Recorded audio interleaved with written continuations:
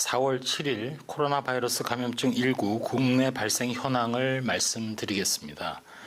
총 누적 확진자 수는 1331명이고 이 중에 해외 유입은 802명이며 이 중에서 내국인이 92.1%를 차지하고 있습니다. 총 6,694명, 64.8%가 격리 해제된 상황입니다. 신규 확진자는 47명이고 격리 해제는 96명 증가하여 전체적으로 격리 중 환자는 계속 감소하였습니다. 안타깝게도 6명의 사망자가 추가로 발생하였습니다. 지역별 현황을 보게 되면 해외 유입을 제외하고 전체적으로 30명의 지역 발생이 있었습니다. 물론 이 중에는 조사를 통해서 추가적으로 해외 유입으로 변동될 가능성이 있는 상황이긴 합니다만 30건의 지역별 발생 중에서 시도별로 볼 때 대구광역시를 제외하고는 일단 한 자릿수로 다 유지가 되었습니다. 전체적으로 82.3%가 집단 발생과 연관성을 보이고 있고 현재 조사 분류 중인 사례는 약 9.9%, 10% 이하입니다. 해외 유입 환자를 특별히 다시 말씀드리면 총 17건의 신규 해외 유입 환자는 내국인이 14명, 외국인이 3명, 그리고 대륙별로 볼 때는 미주가 13명으로 가장 많습니다. 각 지역별로 집단 발생 사례의 추가적인 양상을 보게 되면 경기도 의정부시에 소재한 의정부 성모병원과 관련해서 자가격리 중이던 4명이 추가로 확진되어서 현재까지 48명의 확진자가 확인되었습니다. 대구 제2미주병원에서는 동일 집단 격리 중인 환자 및 직원에 대한 전수검사 중 11명이 추가로 확진되어서 현재까지 총 185명의 확진자가 확인되었습니다. 그리고 안타깝게도 확진자를 간호한 간호사 한 분이 확진되어 현재 접촉자 조사 등 방역 조치가 진행이 되고 있습니다. 저희 중앙방역대책본부에서는 보건의료 인력들이 더 안전한 환경에서 근무할 수 있도록 지속적으로 노력하겠습니다.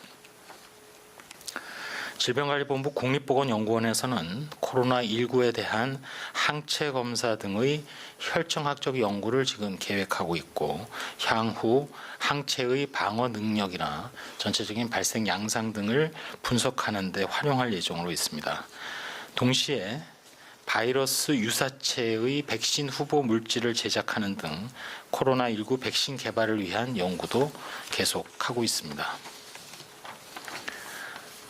정부에서는 지난 4월 1일부터 모든 해외 입국자에 대한 2주간의 격리를 의무화하였습니다. 자가격리 중에는 가족 간의 전파를 막기 위해서 개인 물품을 사용하시고 가족 또는 동거인과 접촉하지 않는 등 자가격리 지침을 준수하셔야 합니다. 계속 강조드립니다만 자가격리 위반 시에는 1년 이하의 징역 또는 1,000만 원 이하의 벌금에 처해질 수 있습니다. 중앙방역대책본부에서는 오늘 4월 7일이 세계보건기구가 정한 보건의 날입니다. 보건의 날을 맞아서 특별히 코로나19 사망자들을 추모하는 묵념의 시간을 전 직원이 참여한 가운데 가졌습니다. 또한 코로나19 대응을 위해 노력하는 보건의료 모든 종사자분들에게 감사를 보내면서 앞으로도 코로나19 대응을 위해 최선의 노력을 다하겠다는 각오를 다졌습니다. 특별히 오늘 브리핑 말미에는 사회적 거리 두기에 대해서 방역대책본부에서 한 말씀 올리도록 하겠습니다. 국민 여러분, 강화된 사회적 거리 두기를 오는 4월 19일까지 시행하기로 한 바 협조해 주시기를 다시 한번 간곡히 부탁드립니다. 사회적 거리 두기는 가장 강력한 방역 수단이고 어제 그리고 오늘 전체 파악된 확진자 수가 50명 미만으로 발생을 하였습니다. 이는 시기적으로 볼 때 사실상 지난 3월 22일부터 시작한 고강도의 사회적 거리두기 1주차의 효과가 이제 나타나고 있는 상황이기도 합니다. 이제 2주째 그리고 이번 주 등 계속되는 사회적 거리두기의 효과가 앞으로도 나타날 것이라고 생각을 합니다. 이러한 사회적 거리두기의 목적은 유증상자 중에서도 의료기관에 내원하지 않아서 발견이 되지 않거나 또는 무증상자를 통한 전파를 차단하는 데 목적이 있습니다. 말씀드린 대로 코로나19는 무증상자 또는 증상이 나타나기 이틀 전부터 바이러스를 전파함으로써 조용히 전파가 가능하기 때문에 소홀히 할 경우 언제든 다시 재유행할 수 있습니다. 지금 현재 전 세계적으로 어려움을 겪고 있는 많은 나라들을 보시면서 그 나라의 현재 상황이 만약 우리들이 이러한 거리두기를 강력히 시행하지 않을 경우 맞이할 수도 있는 모습이라고 생각해야 할 것입니다. 사회적 거리두기를 계속함으로써 앞서 말씀드린 대로 무증상 그리고 잠복기 이전의 바이러스 배출을 최선을 다해도 막을 수 없는 안타까운 부분이 있는데 이것마저도 최대한 차단할 수 있다고 생각을 합니다.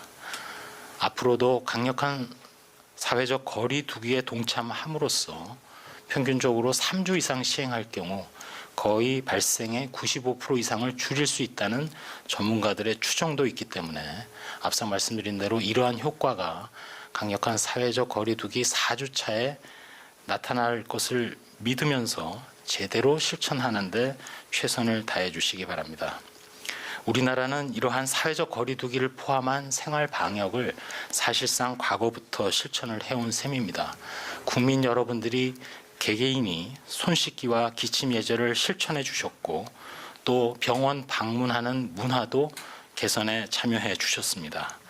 제도적으로 그동안 정부에서는 다인 병상을 줄여왔고 병상 간의 간격을 1.5m 이상 크게 띄웠으며 간호간병 통합 서비스 등의 확충 등을 통해서 건강보험 보장성 확대의 노력과 함께 사실상 생활 방역에 노력해 왔다고 해도 과언이 아닙니다. 지금까지처럼 이렇게 의료계 그리고 국민들이 다 같이 힘을 모아서 코로나19에 대응을 해 나간다면 분명히 우리는 코로나19의 유행을 잠재울 수 있다고 믿습니다. 오늘도 가정에서 그리고 직장에서 또 의료기관 등에서 헌신하시고 노력하시고 동시에 사회적 거리에 동참하는 국민 여러분 또 일선 의료기관에서 헌신하시는 모든 보건의료인 분들께 거듭 감사드립니다. 이상입니다. 네, 지금부터 질의응답 시간 갖도록 하겠습니다. 사전에 출입기자단으로부터 받은 세 가지 질문 먼저 질문 드리겠습니다. 첫 번째입니다. 세브란스 병원에서 혈장 치료를 받은 환자 2명이 완치돼 퇴원했다는 속보가 나왔습니다. 혈장 치료가 어떻게 진행됐고 중환자 등 치료 효과를 어떻게 평가하는지 가이드라인은 만들어졌는지 설명 부탁한다는 질문입니다. 네, 현재 가이드라인과 관련해서는 최종적인 절차, 즉 서면으로 전문가들에게 검토를 받고 있어서 며칠 내로 일단 지침 자체는 확정될 예정으로 있습니다. 이러한 그 코로나19와 관련된 회복기 혈장을 투입하는 이런 지침은 과거 메르스 당시에 만들어졌던 회복기 혈장 지침을 준용해서 진행을 했습니다. 지금 알려진 해당 의료기관의 상황에 대해서는 저희 방역대책본부도 사전에 어느 정도 인지하고 있고 또 마침 관련된 논문을 통해서도 공개가 됐고 그 코로나19 환자분 두 분 다 65세 이상의 고령이자 그 중에 한 분은 이제 기저질환이 있었고 또 여러 그 대한감염학회 등을 중심으로 중앙임상위원회가 안내했던 치료제의 투입에도 불구하고 증세가 호전되지 않은 상황에서 그 스테로이드와 함께 그 회복기 혈장을 확보해서 투입한 것으로 그렇게 파악을 했고 상당히 호전이 된 상황에서 2명의 환자가 퇴원한 것으로 그렇게 알고 있습니다.